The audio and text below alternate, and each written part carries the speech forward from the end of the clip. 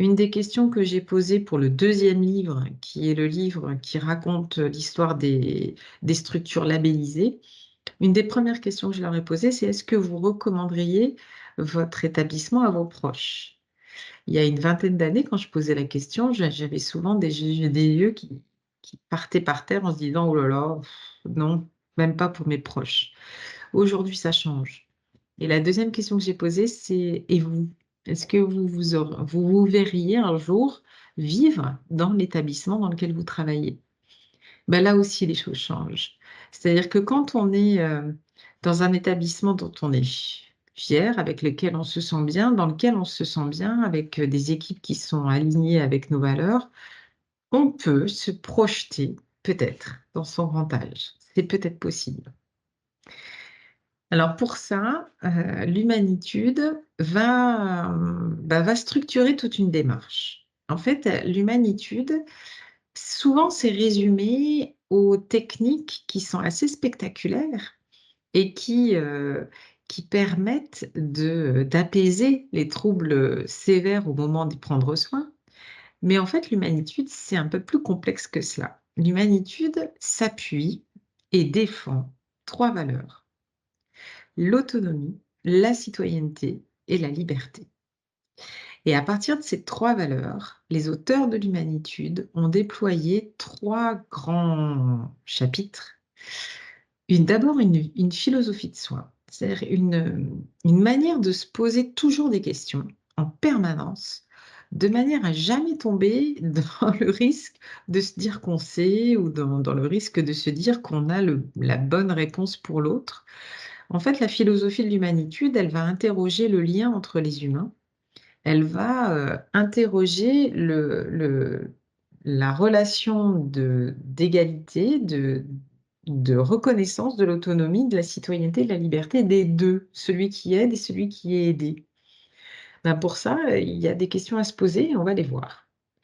La deuxième chose que l'humanitude apporte et qui est extraordinairement aidant, c'est qu'à la fois elle aide à se poser des questions, mais aussi elle apporte des techniques, des savoirs, des outils très concrets qui vont venir renforcer l'espérance de la philosophie. C'est-à-dire que si la philosophie pose des questions et propose des réponses, ben là, avec les techniques, on va pouvoir commencer à voir qu'on peut y arriver. On peut réussir à prendre soin de personnes, de manière, individuelle déjà, en apprenant soi des savoirs.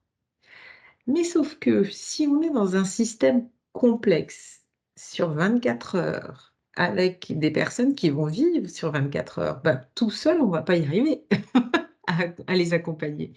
Il va nous falloir être accompagnés d'autres professionnels, d'autres aidants, d'autres ressources qui vont nous permettre de prendre soin sur 24 heures, 7 jours sur 7, dans tous les services. Et c'est là qu'arrive la notion de vision, de se dire: bah, est-ce que dans notre maison, est-ce que dans notre service, il serait possible de proposer, alors que nous prenons soin de situations très complexes, bah, de proposer un prendre soin qui soit sans jamais de soins de force, mais sans abandonner les personnes, sans abandonner le soin. Est-ce qu'il serait possible de respecter la singularité, c'est-à-dire les les particularités de chacun, les rythmes de chacun, les choix de chacun, le domicile de chacun? Est-ce que ce serait possible ça? Ça, c'est le rêve, c'est la vision. La 3e branche, ce serait qu'on pourrait vivre et mourir debout.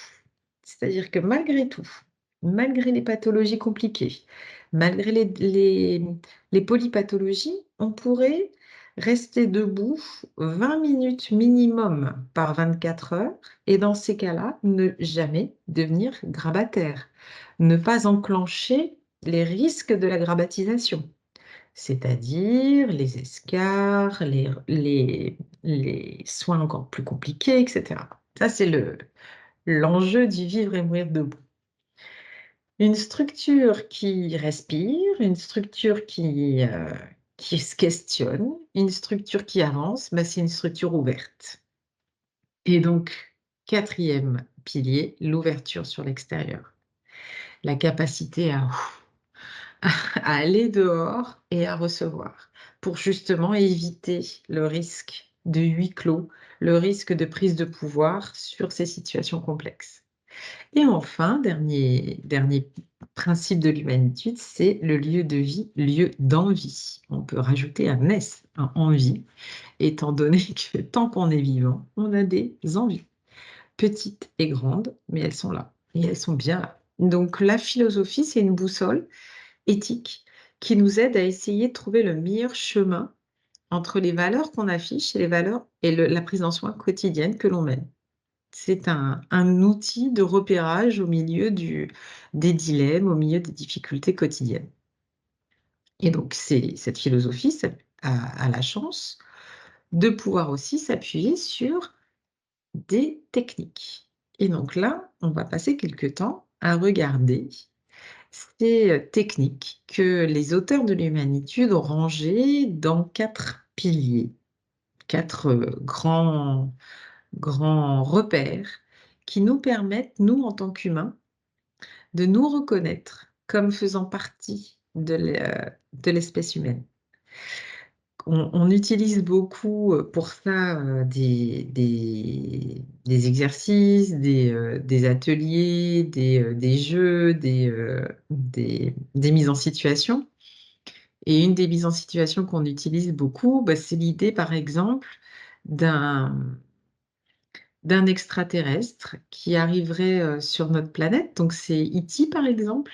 Vous vous souvenez de E.T. l'extraterrestre qui déboule sur la planète, mais avant d'arriver sur la planète, il a eu une petite fiche qui lui dit que les humains, eh ben, les humains, ils sont particuliers, les humains. Les humains, qu'est-ce qu'ils ont de particulier? Vous allez pouvoir y réfléchir par vous-même, mais souvent on nous dit, bah, les humains, ils parlent. Les humains, ils se regardent. Les humains, ils sont debout. Les humains, ils sont habillés.